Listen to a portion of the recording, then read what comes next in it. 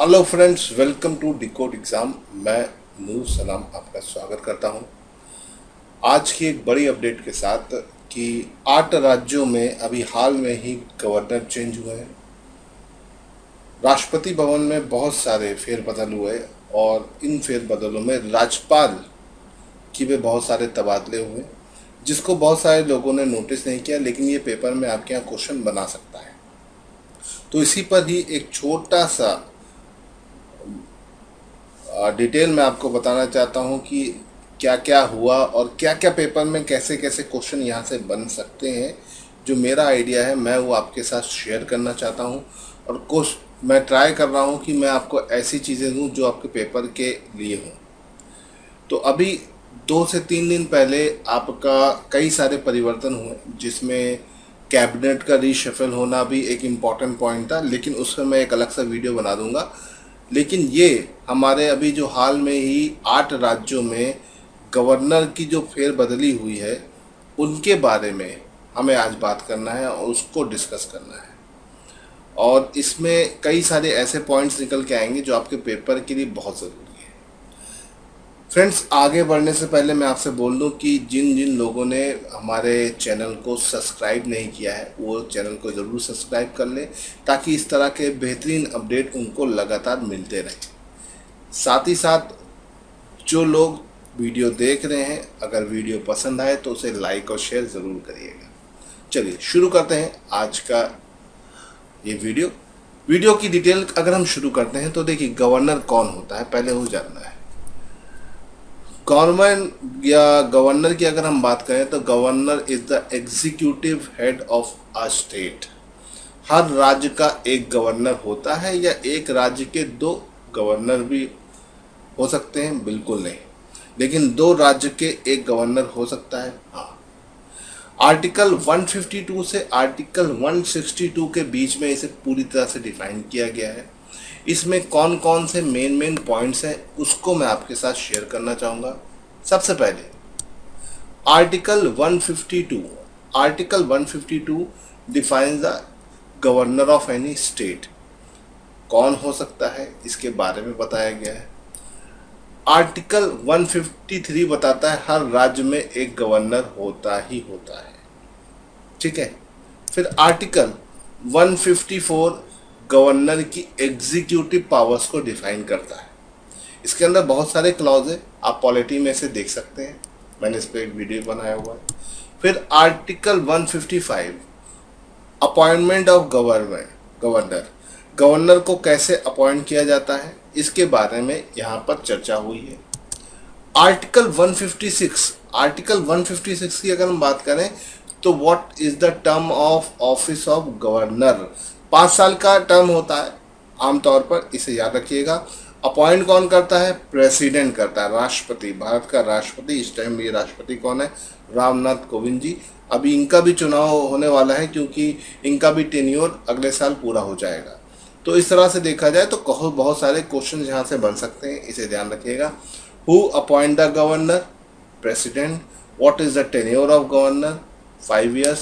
फिर इसके बाद की अगर हम बात करते हैं, ठीक है, तो article 157 what are the qualification for appointment as governor.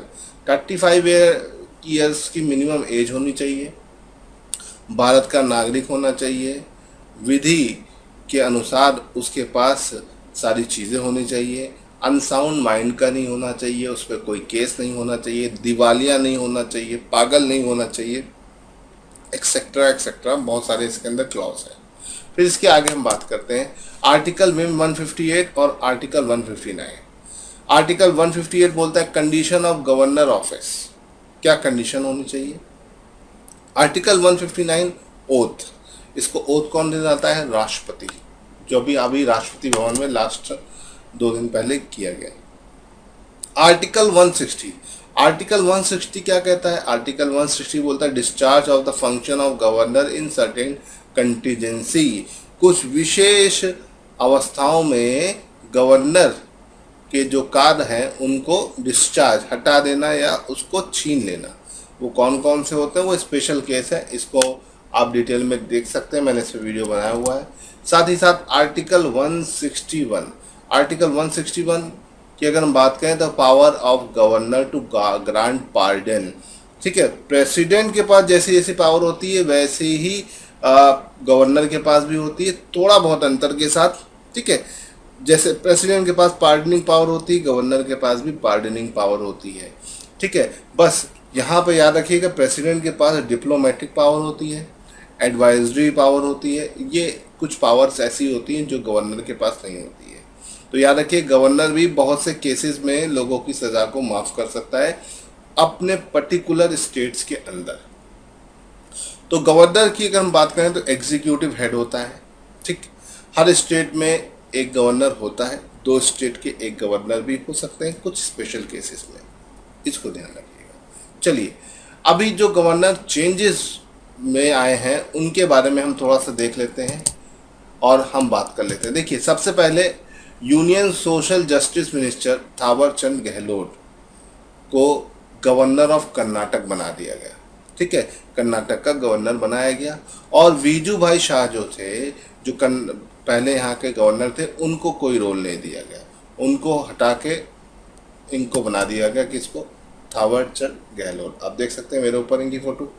इसके बाद अगर हम बात करें तो दूसरे गवर्नर जो चेंज हुए हैं, गुजरात के फॉर्मर मिनिस्टर मंगू भाई छगन भाई पटेल, इनको मध्य प्रदेश का क्या बनाया गया है? मध्य प्रदेश का गवर्नर बनाया गया है। ठीक है, तो ये 2 नए गवर्नर अपॉइंट हुए, एक कर्नाटक के, एक एमपी के काफ़ी बड़े लेवल पर बने हैं। 23वें गवर्नर हैं एमपी के, आपके याद रखिएगा।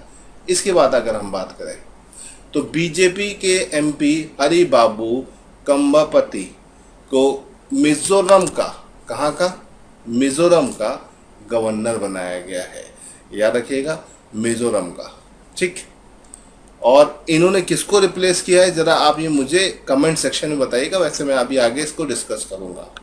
ठीक, इसके बाद गोवा के फॉर्मर मिनिस्टर राजेंद्र विश्वनाथ आर्लेकर को हिमाचल का गवर्नर बनाया गया है, इसे याद रखिएगा। ठीक, ये एक ब्यूरोक्रेट्स भी रह चुके हैं, तो इनको बारे में आपको जानना बहुत ज़रूरी है। ठीक, आगे बढ़ते हैं। तो ये तो 4 जो नए अपॉइंट हुए हैं, और किन्होंने अपनी जगह चेंज करी है?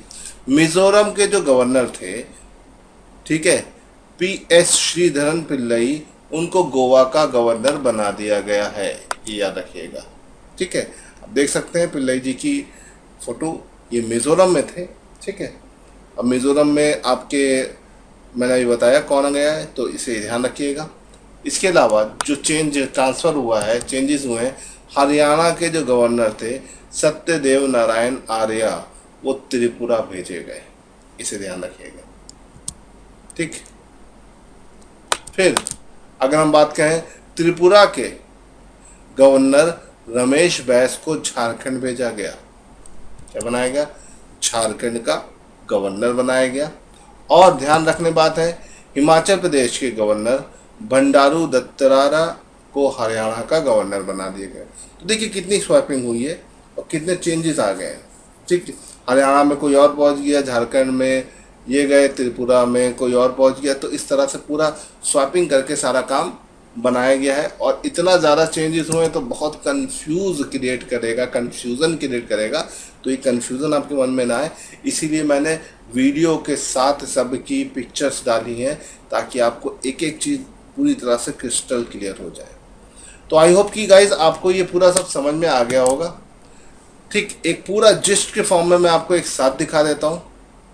ठीक है, कर्नाटक के थावरचंद गहलोत हरि बाबू कंबनपति मिजोरम के बने, मंगू भाई छगन भाई पटेल एमपी के बने, PS श्रीधरन पिल्लई गोवा के गए हैं, सत्यदेव नारायण त्रिपुरा, रमेश बैस झारखंड, बंडारू दत्तात्रेय हरियाणा गए हैं, राजेंद्र विश्वनाथ आर्लेकर हिमाचल प्रदेश गए। तो इस तरह से भारत में 8 नए राज्यपाल की नियुक्ति हुई है, गवर्नर की नियुक्ति हुई है। कौन कौन कहाँ पर है ये याद रखिएगा। इंडिविजुअल पूछा जा सकता है, मैच द फॉलोइंग में भी आ सकता है, तो इसको थोड़ा सा ध्यान रखिएगा। और ज़रूरी नहीं है कि इन्हीं में से पूछे, पुराने को भी दे सकता है, नए को भी दे सकता है मैचिंग में, तो इसको आपको थोड़ा सा ध्यान रखना है। ये आपके एग्जाम में क्वेश्चन बना सकता है।